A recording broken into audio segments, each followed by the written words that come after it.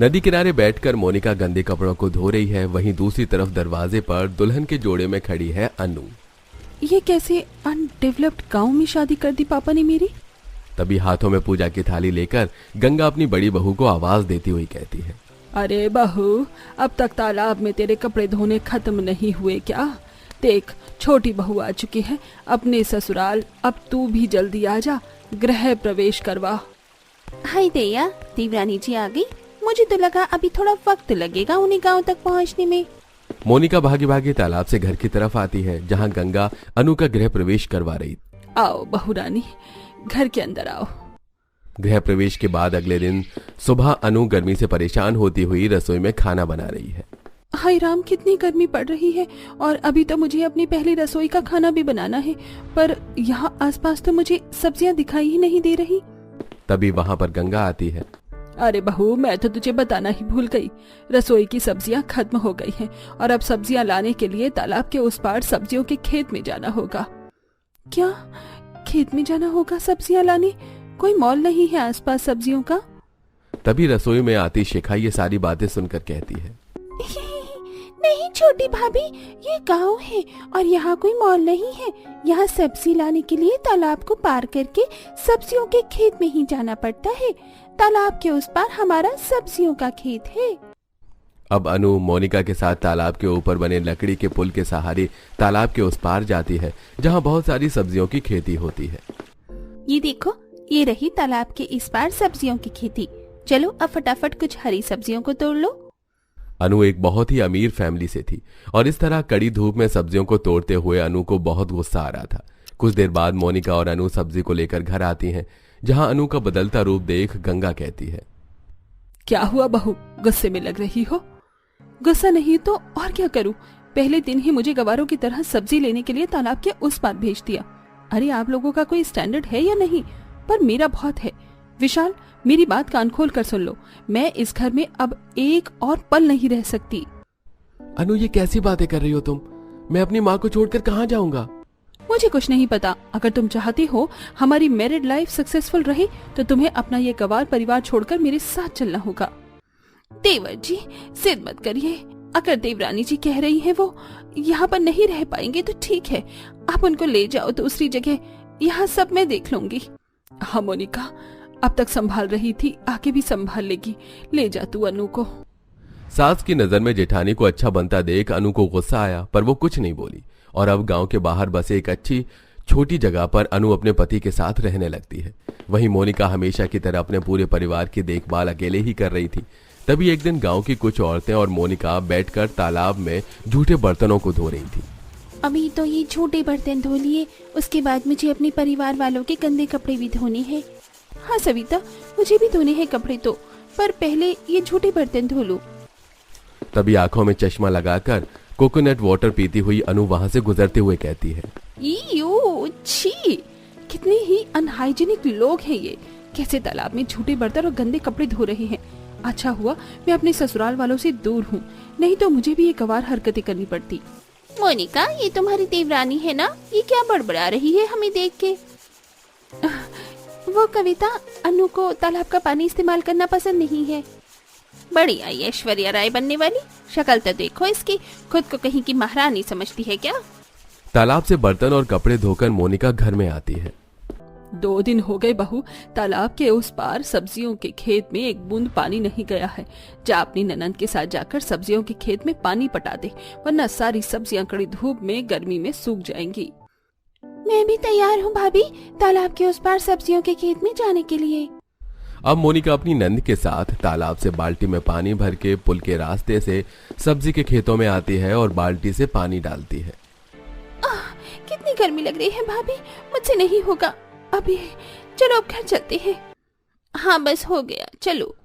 अब जहां मोनिका अपने पूरे परिवार तालाब और तालाब के उस पार सब्जियों की खेती की देखभाल अकेले कर रही थी, वहीं दूसरी तरफ उसकी देवरानी अपने घर में एसी की ठंडी ठंडी हवा खा रही थी, टोटी से पानी का इस्तेमाल कर रही थी। ऐसे ही कुछ दिन गुजरते हैं। सब्जियां तो तोड़ने पर गलती से कुछ सड़ी गली सब्जियां भी इसमें आ गई हैं, अब क्या करूं? चिंता मत करो, जब पोल से गुजरेंगी तो ये सारी गली सब्जियां तालाब में फेंक देंगे। अब रेखा और विवेका सब्जियों को लेकर पुल के पास आती हैं और सभी सड़ी सब्जियों को तालाब में फेंकने लगती हैं। वहीं दूसरी तरफ गांव का श्रीवास्तव अपनी दोनों भैंसों को तालाब में नहाकर ले जा रहा होता है और ये सारा नजारा वहां आती मोनिका देख लेती है। अरे ये क्या कर रही हैं आप लोग? रेखा, विवेका, आप इस तरह से सड़ी सब्जियां तालाब में क्यों फेंक रही हैं? और काका जी, आप अपनी भैंसों को तालाब में डुबोकर क्यों नहला रहे हैं? हम यही पानी इस्तेमाल करते हैं। अगर आपको अपनी गाय भैंसों को नहलाना ही है तो आप तालाब का पानी लेकर दूसरी तरफ भी अपनी गाय भैंसों को नहला सकते हो। इस तरह गाय भैंसों को तालाब में छोड़ना ठीक थोड़ी है। गाड़ी से गुजर रही अनु ये सब देखती है। ओह, कैसी प्रवचन दे रही है मेरी जेठानी इन गाँव के गंवार लोगों को। टाइम और एनर्जी दोनों ही वेस्ट हो रहा है इनका तो। अब गुस्से में मोनिका खुद तालाब की गंदगी को साफ करने लगती है और ये सारी चीज देखकर गांव के लोगों को कुछ शर्मिंदगी महसूस होती है। अरे रुको बिटिया, मैं मदद करवा देता हूँ, गलती हो गई। अब मैं कभी अपने भैंसों को इस तरह तालाब में नहीं लाऊंगा। मोनिका, मुझे भी इस तरह से सड़ी सब्जियां इस तालाब में नहीं फेंकनी चाहिए थी। लाओ, मैं भी आपकी मदद करा देती हूँ। अरे मेरी जेठानी तो बहुत महान बन गई इन गांव वालों की नजर में, पर मैं भी देखती हूँ कितने दिनों तक मेरी जेठानी अपने इस तालाब के पानी को साफ रखती है। अब मोनिका की हो रही वाहवाही अनु से देखी नहीं जाती, जिसके बाद अनु रात में सबके सो जाने के बाद अपने घर का सारा गंदा कचरा उठाकर तालाब में फेंक आती है। बहुत शौक है ना खेतों में पानी पटाने का, तालाब की गंदगी साफ करने का। अब मैं भी देखती हूँ तुम इस तालाब की कितनी सफाई कर सकती हो। अगले दिन सुबह गांव के कुछ लोग और मोनिका गंगा तालाब में कचरा देखकर हैरान होते हुए कहते हैं, अरे बहू, ये तालाब का पानी कैसे गंदा हो गया? बुरा मत मानना मोनिका, पर आधी रात को जब मैं अपनी बालकनी में आई थी तो मैंने देखा था आपकी देवरानी इस तालाब में ढेर सारे कचरे को फेंक रही थी। अरे नहीं, वो इतनी भी बुरी नहीं है, शायद तुम्हें कोई गलतफहमी हुई है। फिलहाल मुझे चिंता इस बात की है कि गर्मी के बढ़ते तापमान के कारण तालाब का पानी भी अब कम होता जा रहा है, जिस वजह से सब्जियों के खेत में भी पानी ठीक तरीके से नहीं पहुंच रहा है और सब्जियां सूख रही हैं। इस तरह से तो हमें पानी और सब्जी दोनों के ही लाले पड़ जाएंगे। दूर खड़ी अनु, ओहो, बेचारी परेशान हो रही है तालाब के गंदे पानी को देखकर। देखना, जल्दी मैं तुम्हारे इस तालाब और सब्जी के खेतों को पूरी तरीके से बर्बाद कर दूंगी। अब फिर से मोनिका सभी के साथ मिलकर तालाब के पानी को साफ करती है। फिर साफ पानी को ले जाकर तालाब के उस पार सब्जियों के खेत में पानी देती है। ऐसे ही कुछ दिन गुजरते हैं। अब जब वहां मोनिका तालाब के पानी से गुजर बसर कर रही थी, वहीं अनु के घर में पानी की एक एक बूंद की किल्लत हो रही थी। वो कमरे में एसी में बैठी पानी पानी चिल्ला रही थी। पानी पानी, विशाल, मुझे पानी दो, मुझे प्यास लग रही है। हाँ अनु, रुको, मैं अभी लाया। विशाल रसोई में आता है और फ्रिज खोलता है, लेकिन फ्रिज में एक भी पानी की बोतल नहीं होती। विशाल आरओ के पास आता है तो आरओ में से भी पानी नहीं आ रहा होता है। सिंक में ढेर सारे झूठे बर्तन पड़े हुए होते हैं। अरे, अभी तक पानी वालों ने पानी सप्लाई नहीं किया क्या? एक बार पानी विभाग में फोन करता हूँ। भैया, अभी पानी की पाइपलाइन में कुछ दिक्कत चल रही है, इसलिए कुछ दिनों तक अभी और पानी नहीं आएगा। शिट, अब क्या करूं? अनु की तो तबीयत खराब होती ही जा रही है। विशाल को कुछ समझ में नहीं आता और वो बौखलाता हुआ बेहोश अनु को गोद में उठाकर अपने परिवार के पास लेकर आता है। माँ, भाभी, अनु की तबीयत बहुत खराब हो रही है, आप पहले अनु को पानी पिलाइए। हमारे घर में तो पानी की एक एक बूंद की किल्लत हो रही है। आप चिंता मत करो देवर जी, हम है ना, हम ध्यान रखेंगे अनु का।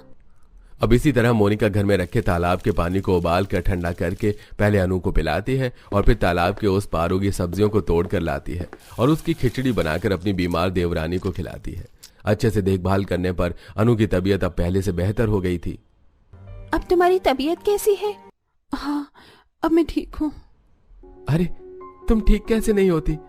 तालाब के पानी और तालाब के उस पार खेत की हरी भरी सब्जियों को खाकर तो अच्छे अच्छे रोगी ठीक हो जाते हैं। क्या, तालाब का पानी? हाँ अनु, जिस तालाब के पानी को तुम अनहाइजीनिक मानती थी, आज उसी तालाब के पानी और तालाब के उस पार उगी हरी सब्जियों को खाकर ही तुम्हारी सेहत ठीक हुई है। अब तो तुम्हें एहसास हो गया ना कि हमारा तालाब का पानी कितना स्वच्छ है। मुझे माफ कर दीजिए, आप लोगों ने मेरी कितनी देखभाल करी और एक मैं थी जो उस तालाब और तालाब के उस पार उगी उन हरी सब्जियों की खेती को देखकर आप लोगों को गवार समझकर ये घर छोड़कर चली गई थी। पर आज मुझे एहसास हो गया है कि आप लोग मुझसे कितना प्यार करते हैं। अब अनु अपने पति के साथ वापस घर आ जाती है और अगले दिन जेठानी के साथ खेत जाती है और बाल्टी से पानी डालती हुई कहती है, जेठानी जी, इस खेत में बाल्टी से पानी डालने में बहुत दिक्कत होती है। क्यों ना तालाब से लेकर खेत तक हम एक नाली बनाए जिसका सीधा पानी खेत में जाएगा और हमारी मेहनत बचेगी। ये तो बहुत अच्छा आइडिया है। आज से ही हम इस काम को करते हैं। मैं सबको बुला कर लाती हूँ। मोनिका अपनी सास, नंद, पति और देवर को बुलाकर लाती है। पति देवर तालाब से खेत के लिए एक नाली खोदते हैं जिसका सीधा पानी खेत तक जाता है। ये देख सब खुश होते हैं। फिर इसी तरह अनु अपने परिवार के साथ तालाब और खेत के लिए अच्छे अच्छे उपाय देकर उसको बेहतर बनाने में मदद करती है। बहू, आज मैंने रसोई में देखा था सारे स्नैक्स खत्म हो गए हैं। एक काम कर, इस संडे मेरे साथ मिलकर घर में मट्ठी और नमक पारे बनवा देना। लेकिन क्यों माँ जी, हम बाहर से भी तो मट्ठी और नमक पारे मंगवा सकते हैं ना। इतनी मेहनत क्यों करनी है? मैं ऑनलाइन देख लेती हूँ। Give me a second.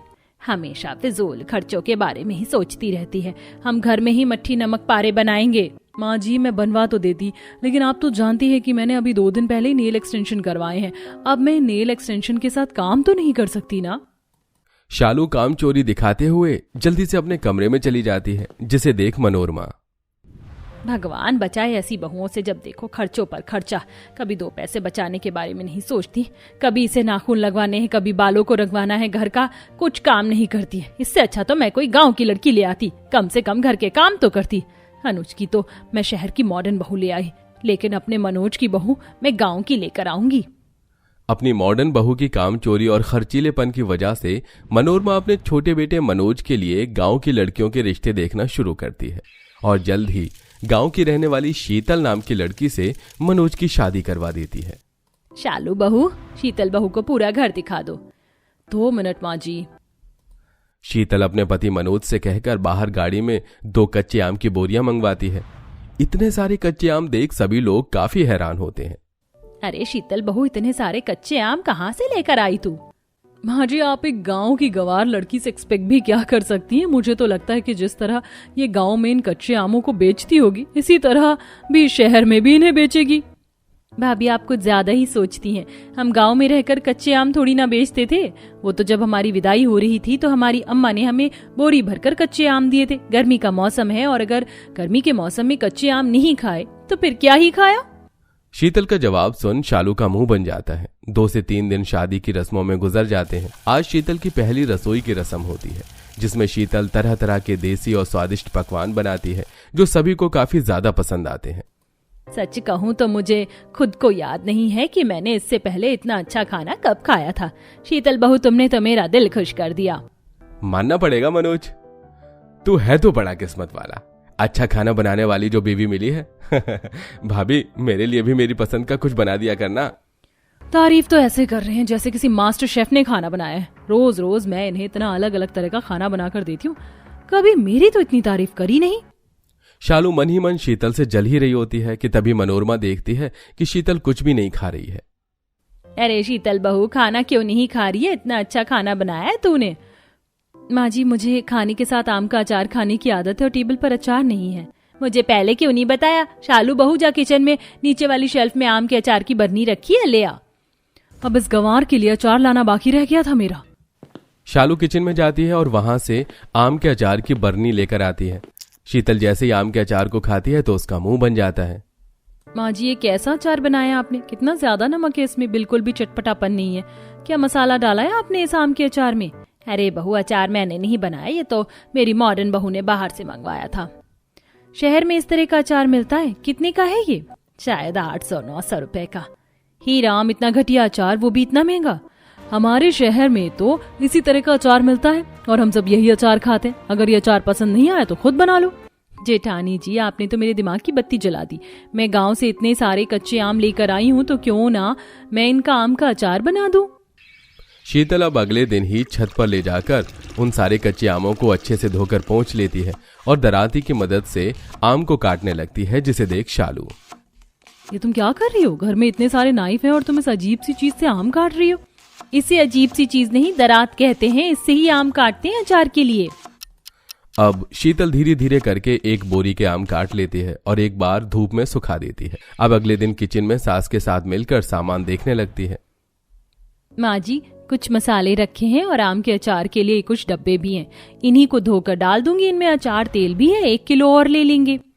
तो चल आज ही चलते हैं बाजार। ये अब शीतल अपनी सास के साथ मार्केट जाती है और मसालों की दुकान पर से मसाले देखने लगती है। नहीं भैया, ये सौंफ मुझे 1 किलो चाहिए। सही सही दाम लगाओ, 100 रुपए से ज्यादा नहीं दूंगी इसके लिए, और बाकी के सारे मसाले भी 200 में दो, वरना मैं चलूं आगे फिर। अब क्या लड़ूं मैं आपसे, चलो ले जाओ, ये लो। वाह, मेरी बहू कितनी होशियार और बचत करने वाली है। इस तरह कम पैसे में वो आम का अचार का मसाला सामग्री लेकर आती है और अगले दिन किचन में मसाला बनाती है। चलो, सारे मसाले डाल दिए कढ़ाई में, अब जल्दी से इन्हें भूनकर बर्तन में निकाल लेती हूँ, फिर सिल पर पीस लूंगी। क्या कर रही हो सुबह सुबह रसोई में घुसते ही खास खास के मेरे दर्द शुरू हो गया है। अरे वो मैं अचार के लिए मसाला भून रही हूँ। अचार बनाने के लिए रेडीमेड मसाला मिलता है, इतनी मेहनत करने की क्या जरूरत है, इतना गंवार कोई कैसे हो सकता है। शालू शीतल को सुनाकर वहां से चली जाती है। अब शीतल फिर से छत पर जाती है और 5 बड़े डिब्बों में अपनी 1 बोरी के कटे आम डालकर उसमें मसाला डालकर अच्छे से अपने हाथों से मिला देती है और उसे धूप में 2 से 4 दिन सूखने के लिए रख देती है। कितनी अच्छी खुशबू आ रही है अचार में से। भाभी, एक बार आप अचार चख कर देखना। अब इसमें ऊपर से तेल डाल दूंगी, फिर देखना कुछ दिनों में आम का अचार बनकर तैयार हो जाएगा। तुमने सोच भी कैसे लिया कि मैं इस अचार को खाऊंगी? मैंने अपनी आंखों से देखा था कि तुमने अचार को अपने हाथों से मसाले में मिलाया था, तुम्हें घिन नहीं आई और तुमने इसे धूप में सूखने के लिए रख दिया। पता है कितनी ज्यादा डस्ट बैठी होगी इस पर। छी, मैं तो क्या, कोई भी नहीं खाएगा इस घर में से। तुम गंवार लोगों को सिर्फ गंवार तरीके से चीजें बनानी आती हैं, कितना अनहाइजीनिक है। शीतल कुछ समय में शालू के बर्ताव से काफी अच्छी तरह वाकिफ हो चुकी थी, इसलिए वो उसे कोई जवाब देना जरूरी नहीं समझती। तकरीबन 2 हफ्ते के बाद गंवार बहू का आम अचार बनकर तैयार हो जाता है, जो घर में सभी को काफी ज्यादा पसंद आता है। शीतल बहू, सही कहा था तूने, असली अचार तो ये है। कितना चटपटा मसालेदार अचार बनाया है तूने, मजा आ गया खाकर। अगर ऐसे आम का अचार रोज हो तो मैं रोटी चावल अचार के साथ ही खा लूं, सब्जी की तो कोई जरूरत ही नहीं है। तुमने सच में काफी बढ़िया अचार बनाया है, मैंने आज से पहले ऐसा अचार कभी नहीं खाया। आप लोग तो इस मामूली आम के अचार की ऐसी तारीफ कर रहे हैं जैसे शीतल ने दुनिया का 8वां अजूबा ही बना दिया हो। आम का अचार ही तो है, इसे तो कोई भी बना सकता है, और कोई क्या, मैं भी बना सकती हूँ। तो जिसे ढंग से रोटी तो आज तक बनाई नहीं गई, आम का अचार क्या बनाएगी? रहने दे मॉडर्न बहू। आपको तो मेरे बारे में कुछ पता ही नहीं है। अब आप देखते जाइए कि कैसे आपकी मॉडर्न बहू इस गंवार बहू से अच्छा आम का अचार बनाती है। शालू अपने कमरे में चली जाती है और अगले दिन किचन में बैठकर वो बचे हुए कच्चे आमों को लेकर उन्हें चाकू से काटने लगती है। कच्चे आम काटते काटते शालू अपनी उंगली ही काट बैठती है। मेरी उंगली! अरे जेठानी जी, ये आप क्या कर रही हैं? चाकू से आम नहीं काटते हैं, दरात का इस्तेमाल करते हैं। लाइए, मैं दरात से आम काट कर दे देती हूँ आपको। आप जब तक चोट पर दवाई लगा लीजिए, कोई जरूरत नहीं है, मैं खुद कर सकती हूँ, समझी तुम? अब जाओ यहाँ से। चाकू से आम काटने के चक्कर में शालू की 2 से 3 बार उंगली कटे हो जाती है, लेकिन वो अपनी जिद नहीं छोड़ती। आम काटने के बाद अब शालू ऑनलाइन आम का अचार बनाने के लिए मसाला देखने लगती है। मुझे तो रेडीमेड आम का अचार का मसाला मिल गया। कहाँ वो मेरी गांव से आई गंवार घर में मसाला बना रही थी और पूरे घर में धुआं फैला रही थी। बस अब थोड़े ज्यादा पैसे का ही तो है, ये 2000 का, बस इसमें क्या बड़ी बात है। शालू ऑनलाइन काफी महंगा आम के अचार का मसाला मंगवाती है और सारे आम में मसाला डालकर उसे चम्मच की मदद से मिलाने लगती है। माँ जी की गंवार बहू को तो ये भी नहीं पता ऐसे चीज चम्मच से मिलानी चाहिए या ग्लव्स पहनना चाहिए। उसने तो अपने गंदे हाथों से गंदे तरीके से आम का अचार बनाया था, लेकिन मैं तो बिल्कुल हाइजीन तरीके से आम का अचार बना रही हूँ। और अच्छा हुआ मैंने 500 रुपए का ये लो कोलेस्ट्रॉल का तेल भी मंगवा दिया। उस गंवार ने तो अचार में इतना सारा सरसों का तेल डाला था। मैं तो लो कोलेस्ट्रॉल तेल से आम का अचार बनाऊंगी। टेस्ट के साथ साथ हेल्थ भी तो मैटर करती है। चम्मच से मसाला मिलाने की वजह से सारा मसाला ठीक तरीके से नहीं मिल पाता। वहीं शालू आम के अचार में सरसों के तेल के बजाय लो कोलेस्ट्रॉल का तेल डालकर उसे अचार को धूप में रखने की बजाय अपने कमरे में रखकर सामने टेबल फैन ऑन कर देती है। कितनी समझदार हूं मैं। उस गंवार ने तो इतनी धूल मिट्टी में अचार को धूप में सूखने के लिए रखा था। मैंने तो अपने रूम में रखा है। अब ना तो इस पर धूल मिट्टी लगेगी और ना ही कोई बैक्टीरिया, और आराम से टेबल फैन की हवा में सूख भी जाएगा। बिना धूप की रोशनी मिले उस अचार को बनने में कम हफ्ते भर से ज्यादा का समय लग जाता है। शालू जैसे ही अपने कमरे में जाती है तो देखती है कि आधे से ज्यादा अचार जमीन पर गिरा हुआ है। लगता है मैंने अपने कमरे की खिड़की खुली रख दी थी। बिल्ली ने कितना सारा अचार गिराकर खराब कर दिया। इससे पहले बाकी का अचार खराब हो इसे रसोई में ले जाती हूँ। सारा अचार अभी भी काफी ज्यादा टाइट था, जिसे मुलायम करने के लिए शालू अपना दिमाग का इस्तेमाल कर बर्नी में से उसे निकाल कर उसे स्टीम कर देती है, जिससे अचार मुलायम हो जाता है। और अब घर में सब जैसे ही शालू का बनाया हुआ अचार खाते हैं। ये कैसा अचार बनाया है तूने? न स्वाद है न कुछ। ये तो शहर में मिलने वाले अचार से भी गया गुजरा है। अपनी जिंदगी में मैंने इससे घटिया चीज कभी नहीं खाई। अरे मुझे तो यकीन ही नहीं हो रहा कि कोई इतनी घटिया चीज भी बना सकता है। लेकिन मैंने तो ऑनलाइन देखकर अचार बनाया था। बाहर से पूरे 2000 का मसाला भी मंगवाया था और 500 रुपए का लो कोलेस्ट्रॉल तेल मंगवाया था। तो ये इतना खराब कैसे बना? कुछ चीज देसी तरीके से बनती है ना, तो उसे देसी तरीके से ही बनाना चाहिए। हर चीज में अपने मॉडर्न तरीके को घुसाना जरूरी नहीं है। शीतल बहू ने बचत के साथ इतना अच्छा और बढ़िया अचार बनाया और तूने इतने पैसे फूंक दिए, लेकिन 2 पैसे का अचार नहीं बना। कहावत तुम जैसे लोगों के लिए बनी है, जिसका काम उसी को साजे, दूसरा करे तो ठेंगा बाजे। समझ आई मेरी बात? नहीं आई तो गूगल करके देख ले। मनोरमा की बात सुन सभी हंसने लगते हैं। वहीं शालू को भी अब अकल आ जाती है, जिसके बाद अब वो कभी भी शीतल से किसी भी चीज में मुकाबला नहीं करती और देसी आम का अचार बनाना सीखती है।